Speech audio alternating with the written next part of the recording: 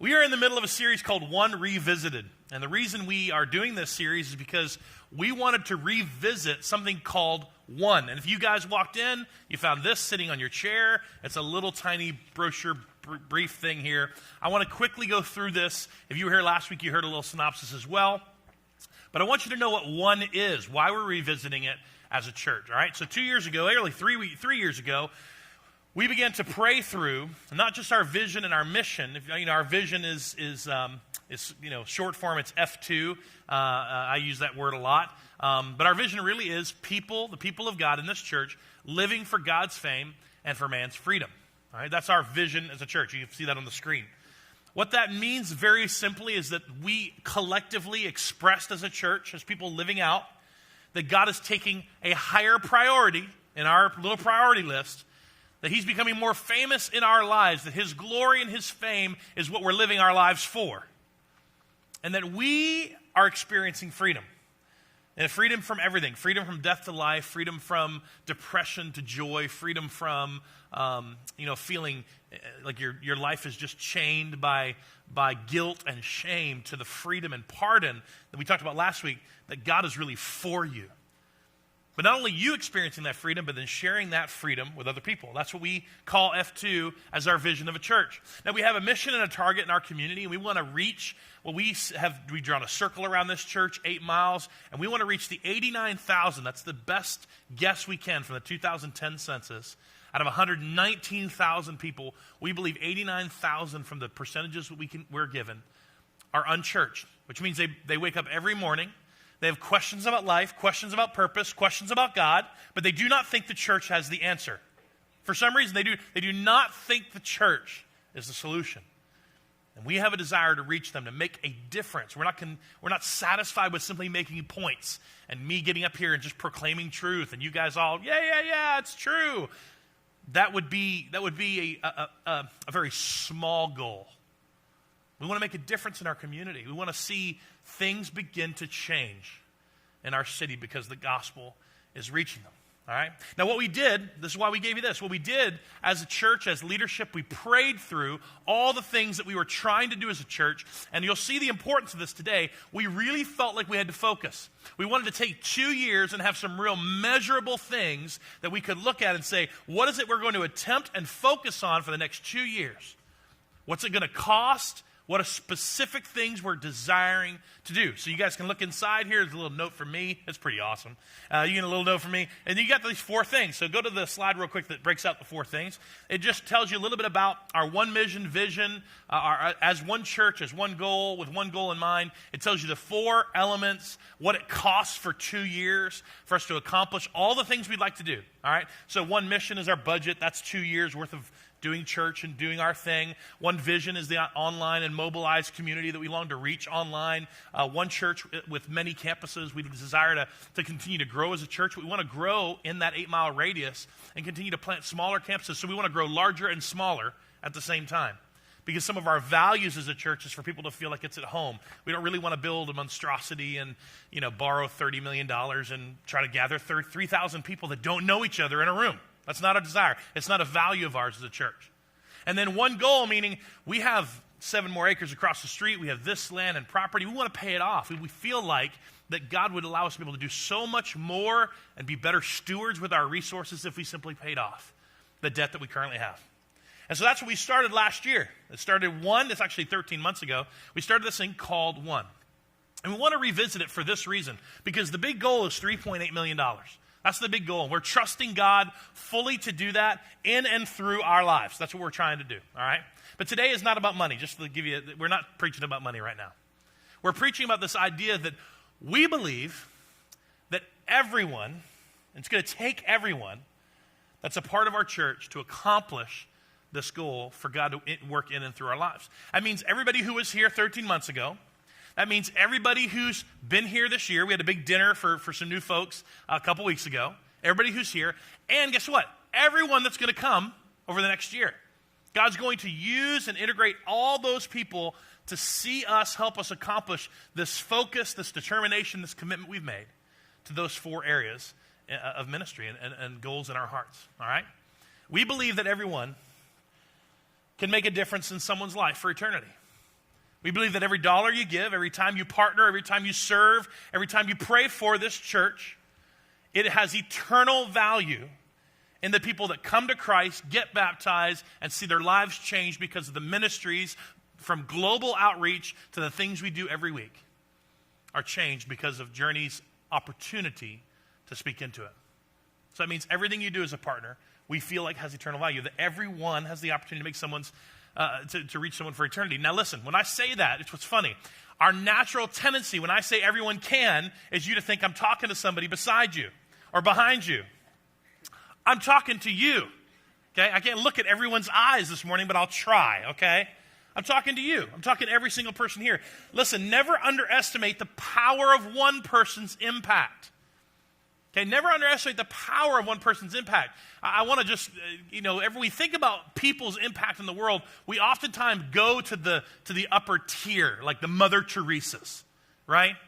Give up everything, go live in poverty and serve them and the poor, and the sick. Mother Teresa, we just lost Nelson Mandela, but we look at him as a great person of influence. Look at the impact this man had, fighting for rights and freedom and justice in South Africa. I think of modern times. I think of Steve Jobs. All the stuff written about Steve Jobs, the way he's changed our world in terms of devices we use and the way we communicate. Massive impact. Martin Luther King, we have his day is tomorrow, I think. Martin Luther King, his arm, the nonviolent arm of fighting for equality in our nation. And we remember him for that, the huge impact that he had. In Christian circles, we think of Billy Graham. We think of Billy Graham and just what one man has been able to do. Now, I looked up something on Billy Graham I had never really read before, but they said in his lifetime, their office, and they're Baptists, so they count everything. I trust them. Their office of administration, they said that as far as they can tell, in Billy Graham's lifetime of crusades, 3.2 million people responded to an invitation at some point in his crusades. Isn't that astounding? Never underestimate what God can do, the power of one person's life and one person's impact in this world. But again, I'm with you. Sometimes we think of it's all those upper tiered people. I want to read off a couple people that I found that you may not know about. This guy named Chuck Feeney. If you don't know Chuck Feeney is a billionaire who has decided to give all his money away. He actually started a couple organizations, and I think his worth at one point was listed at about $7.5 billion. And he has literally, from about 15 years ago to now, he has a plan to give all his money away by 2020 in his lifetime, to give it all away. And what's actually said is there's something called the Giving Pledge, and people like Bill Gates and Warren Buffett actually look to this unknown guy named Chuck Feeney as the inspiration for them to now use their wealth and to give the majority of their wealth away in philanthropy. Another one that I found amazing was a guy named James Harrison. I don't know if you've ever heard this name before. But James Harrison, when he was younger, he had to have heart surgery. He's known as the man with the golden arm. He's an Australian. And what they found when they did surgery on him is that he had an unusual plasma composition in his blood. And that they found out that, hey, what you've got, these antibodies you have, can actually be used to treat what was called, I worked on this word, rhesus disease, or RH disease. It says his plasma, which contains an unusually strong antibody called RH immune globulin, is given now to pregnant mothers, the Rogam shot, you guys know what I'm talking about. It's given to mothers who need these antibodies. It says from 1954 to 2011, he finally reached his 1,000th donation. Giving every 2 to 3 weeks, and his contribution alone, it says in his life, is estimated to have saved over 2 million unborn babies from having to contract this condition. Isn't that amazing? One little guy that you don't know about, many mothers in here had that shot. Many mothers in here had that shot. One man with an arm that realized what God had done in his heart and his life and created something in his body, decided to give the rest of his life away every 2 to 3 weeks to go give plasma, to go give his blood, so that it could be used to save others. You can never underestimate the power that God wants to do in one person's life. And so what I want to talk about today is, what does God want to do in your life? Not our lives, because we've talked about that as a church. What we're doing as a church We want you to get on board. The train's going. But I want to talk very specifically today about you. What does God this year want to do in your life? And the reason we have to ask the question is because I don't know about you, it's true of me, that if you don't for some reason know exactly maybe your purpose, if you don't have some goals, if you don't sense God leading you into a great work, into something that you can have some incredible impact in, if you don't sense that or feel like you're doing anything towards that, maybe you're in the middle of it, what can happen is you can be derailed from the impact that God wants you to have. And guess what? 2014 can just slip right by, just like 2013 did. And you look back at your year and you go, wow, I did a lot of things, I think. Or did I do anything? That's a very tough conversation to have with yourself. Am I going to let another year slip by like that? I want to dive in today to another story of the power of one person's impact. This man's name is Nehemiah. All right, it's in the Old Testament. It's a great story. I want to give you a quick summary of Nehemiah's life and where we're going to jump into the story because I think it's pulling out some really cool things for us to consider today for ourselves. And Nehemiah was born in captivity. He was a Jewish man, but he was born long after, and talking about history, it's about 444 BC, long after Israel as a nation had already seen its strength with King David and they'd already been conquered. They'd already been conquered by the Babylonians, and the Babylonians carted away a bunch of Jews. You remember those three famous ones, Shadrach, Meshach, and Abednego? Daniel was one of those. And then the Persian Empire later on would come and take over the Babylonian Empire. So it's about 100 plus years after that time. And we believe Nehemiah was born in captivity. He was born as either a Babylonian or a Persian. And in his life, he became a cupbearer to King Artaxerxes, is who the king is at this time of Persia. And he's a Jewish man.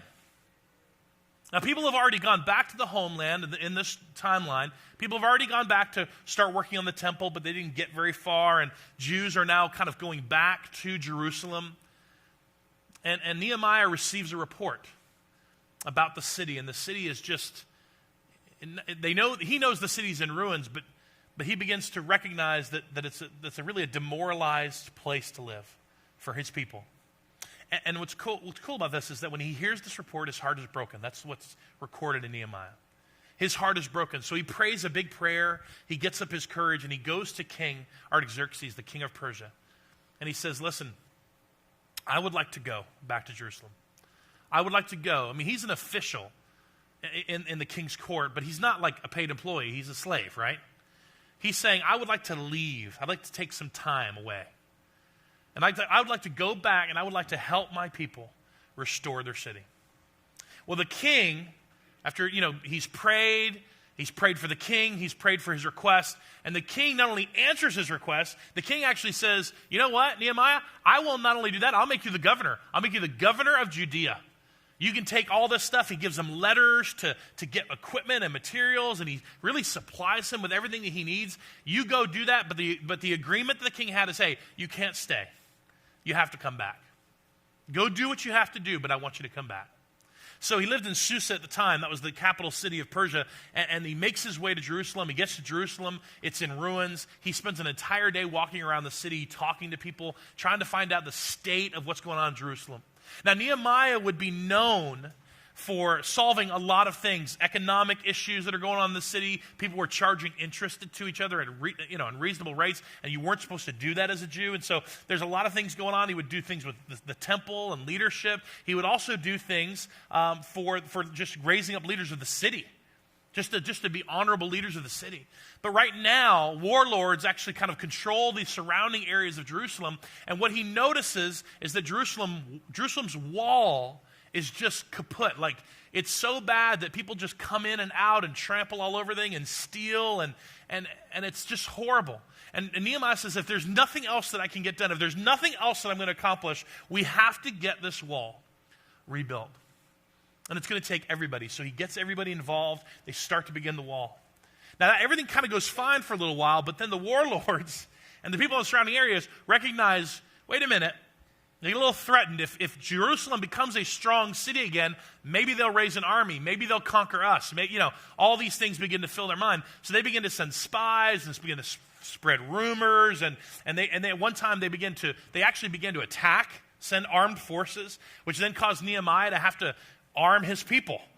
So some guys would hold guns and weapons and it wasn't guns, but they would hold weapons and they would, that's just what I have in my mind right now, just being on the wall. But they would hold their weapons and guard while people worked on the wall, and then they would switch. And so they get towards, this is where we're going to drop into the story. They get towards almost the end of building the wall. And we see some incredible things come out of Nehemiah's testimony. All right, let's go jump into Nehemiah 6, if you have your Bible.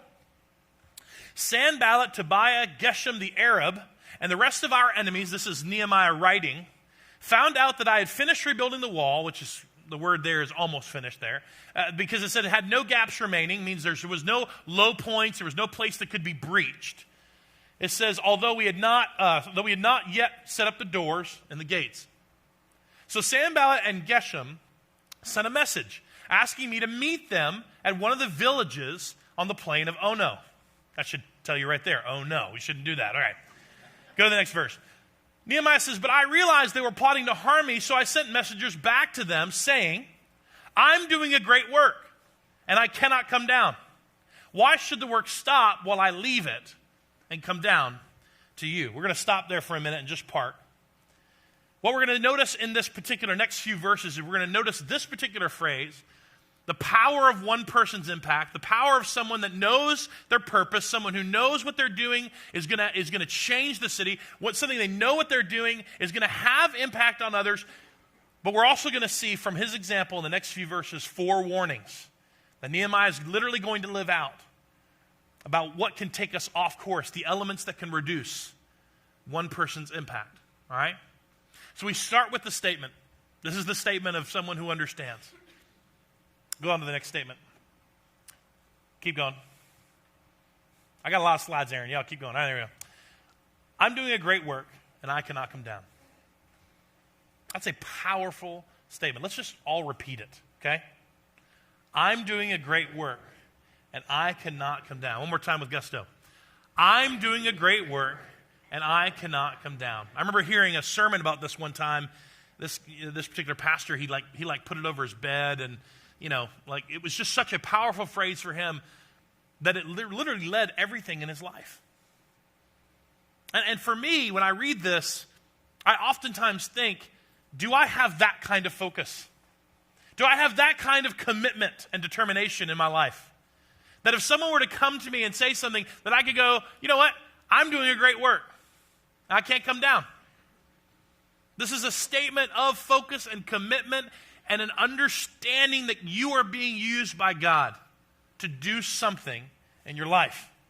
And what I want to just kind of ask you to think about today as we read through the warnings that come, that Nehemiah is going to live out, I want you to just stop for a moment and think about, what is the great work in your life? Like, what is it with you that aligns your passion and your purpose? That gives you this incredible inside-out strength and joy. What is the great work that you're doing? It doesn't have to be just one thing. What is the great work you're doing in your family? When you look at your kids, do you look at them and say, I am doing a great work. I am not going to let other things take me off course. You look at your teenager, your big, you didn't know how they got that big, right? So they're laying in bed and you look at them and you say, I've got 3 summers left. That's a reality. I'm doing a great work. I'm not going to just let these slip by.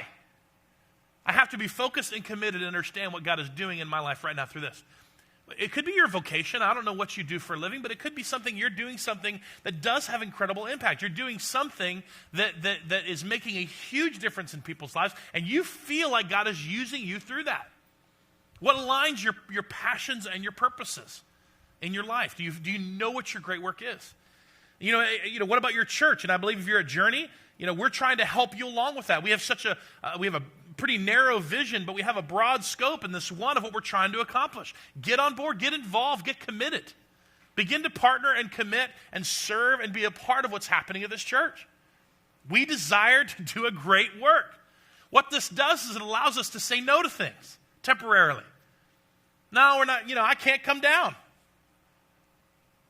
What is it in your personal life? If there's something really internally that's going on that you need to spend some time emotionally, spiritually, physically addressing some things in your life.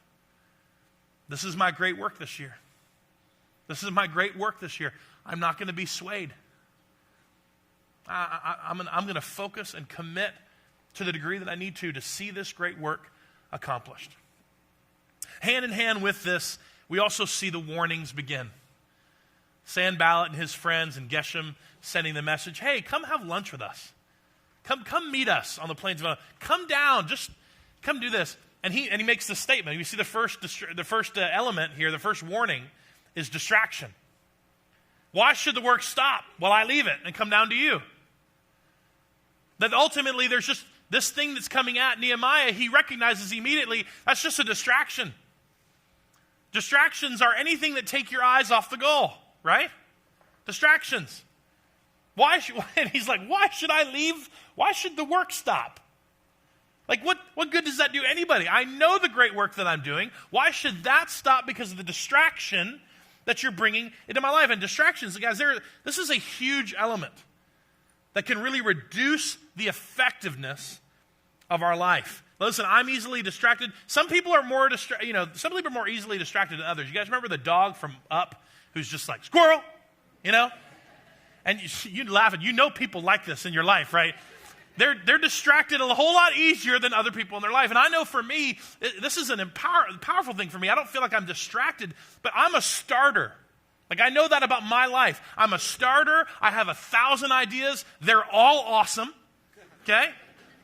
There's not one bad idea. That's just in the morning. And I look and I go, but I'm a starter, and I would start 1,000 things, but I would have a very difficult time without discipline, maintaining things or finishing things well, if I didn't have focus and understand the thing that my purpose and passion align me to do, the great work in my life. We have to be very, very careful about distractions, because just like Nehemiah's example, we have to learn to say the word with me, no. Some of that needs to be your one word this year. Okay? And this may be your scripture. Okay? What's your word this year? No. What scripture reference do you have? I'm doing a great work. No. I cannot come down. I won't be distracted. Here's the next thing that happens that I love in the story.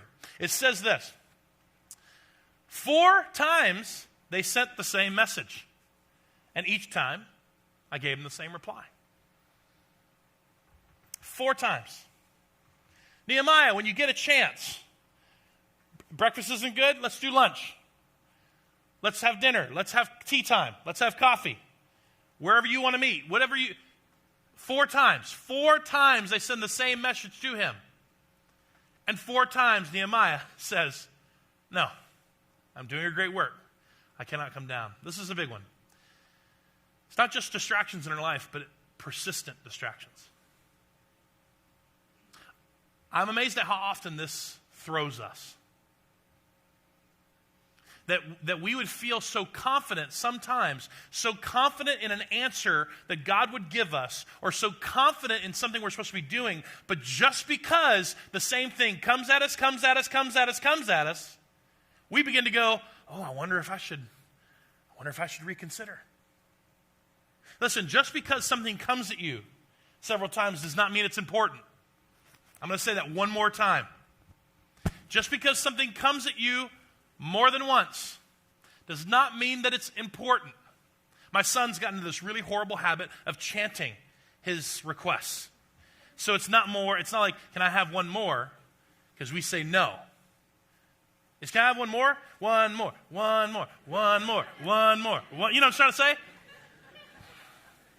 And I understand, listen, we're not teaching the parenting seminar right now. I understand sometimes you give in. Not everything's a parenting moment. You just want them to shut up. I understand that.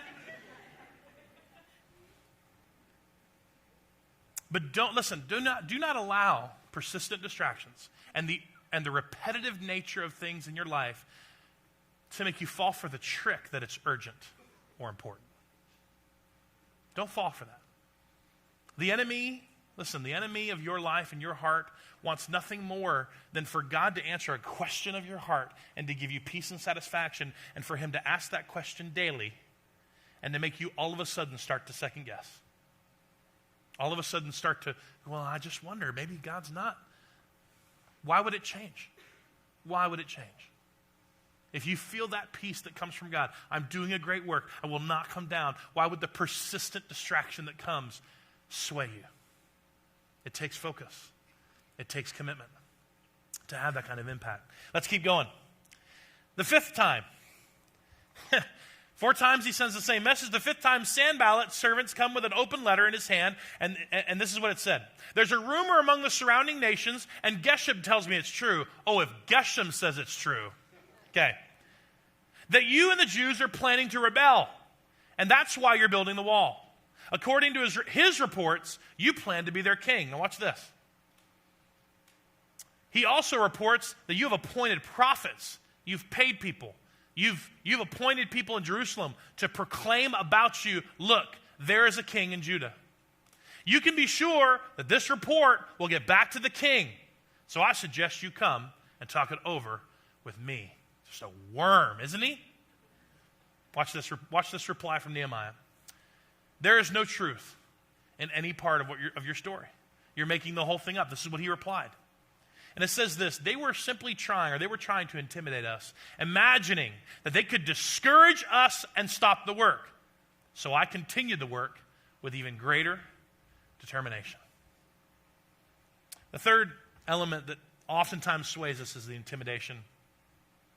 It's that issue of lies and rumors and threats. And intimidation is one of those things that's it's sneaky, but we find it hard sometimes to recognize when people are intimidating us. Here's the reason why. Because most of the time, it's not about you or what you're doing. It's not about you or your great work. It's all self-serving, it's all self-centered, and it's all about them. Kids are master intimidators. I don't know if you guys know that or not. They will twist truth. They will threaten. They will, you tell mom, well, Parker said that, well, if Parker said, this is my kids, Thomas and Parker. They will do all they can to serve their need. It doesn't have anything to do with you and the great work that God's called you to do. Kids, and maybe it's sometimes your spouse, and I want to be careful about this, but again, I don't think this is intentional. I think this is just a self-serving thing. Sometimes spouses can cause us to second guess. They can threaten, they can twist truth to be self-serving. They can threaten with emotional distance or mind games. Sometimes it's your friends. I know it's hard to say, but sometimes they don't understand and they don't really want to invest the time to understand your great work, why it is you're so focused and why it is you're so committed. All they know is you're not seeing them as often as you used to. All they know is that you're not there to complain about life as much as you used to be. And because they're, again, I'm trying to be careful, but because they're so much more on the self-serving line of their problems in their life, they will intimidate you. They will state and say things to intimidate you, to try to get you to be back with them, to get you back focused on really nothing. Sometimes friends don't honestly like people around them that are that motivated because it makes them feel guilty. It makes them feel like they're not doing as much. And sometimes, guys, it's an enemy. Sometimes there's people, I don't know if you know this or not, but there's people in life that are not going to like you. And they're going to not want you to be successful.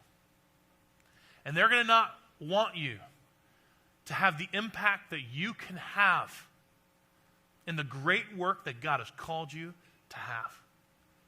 And they will lie, and they will threaten, and they will spread rumors to try to distract you and get you off course. But I love Nehemiah's response, where he said, so I continued the work with even greater determination. Let's keep going. Later on, he says, Later on, I went to visit Shemaiah, son of Delia, and grandson of, I don't know, it doesn't matter. Shemaiah is who we're concerned about, okay? If he wanted to be remembered, he shouldn't have had that name. Okay. Shemaiah is the important person, okay? Don't when you're reading the Bible, don't get stumped on words you can't pronounce. You wouldn't know if I pronounced them right either, okay? He was confined to his home, but he said, hey, let's meet together outside the temple of God and bolt the door shut. Your enemies are coming to kill you tonight. Shemaiah comes to him with concern and says, dude, you're in trouble. Let's meet together.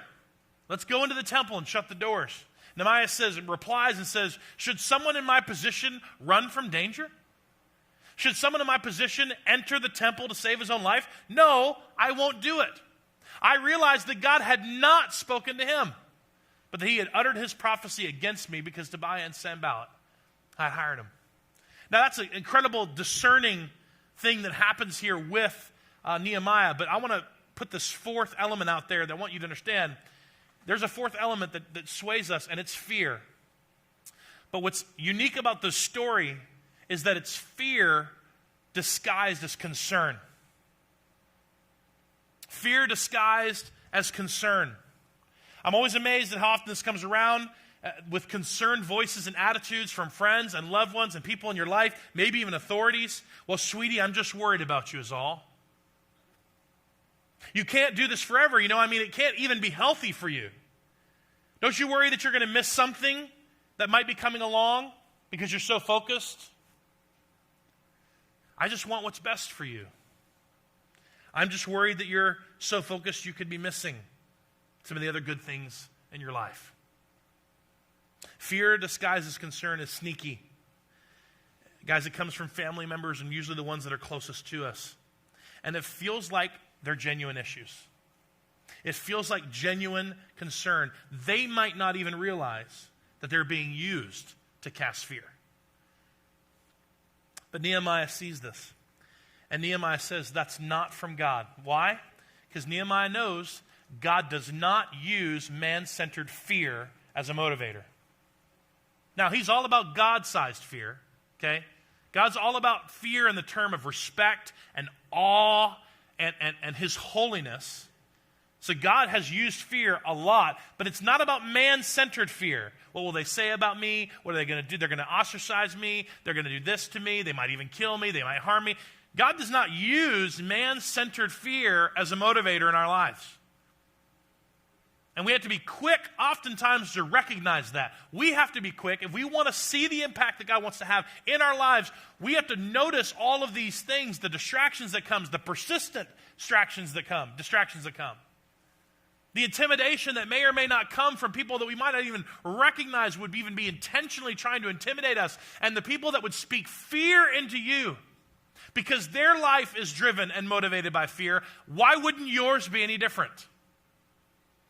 And they don't even know what they're doing, but it's disguised as concern. I hate that. It's disguised as but I love you, and I just want I just care, and I'm just trying, and why wouldn't I say something? And all they're doing is just leaking that fear.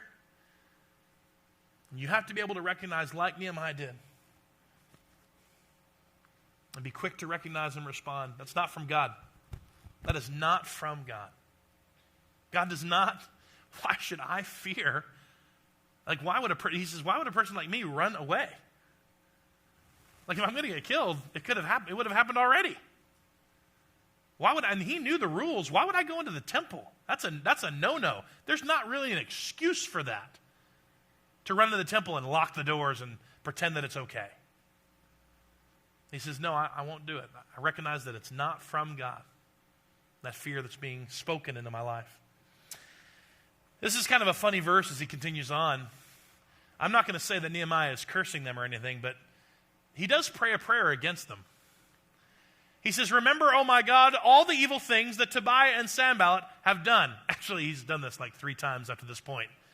He continues to remind God, hey, remember those guys? You take care of them, God.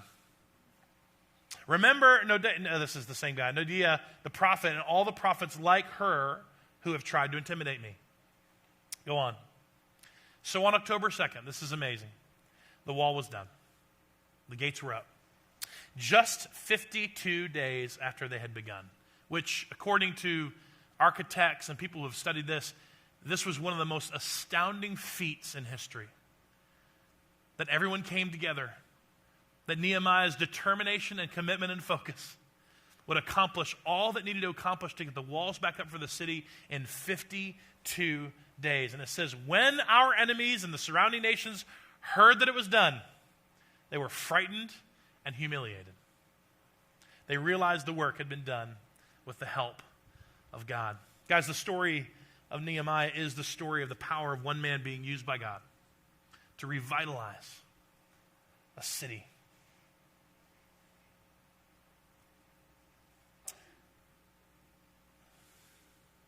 This past Thursday night at the well, if you missed it, you missed an amazing night.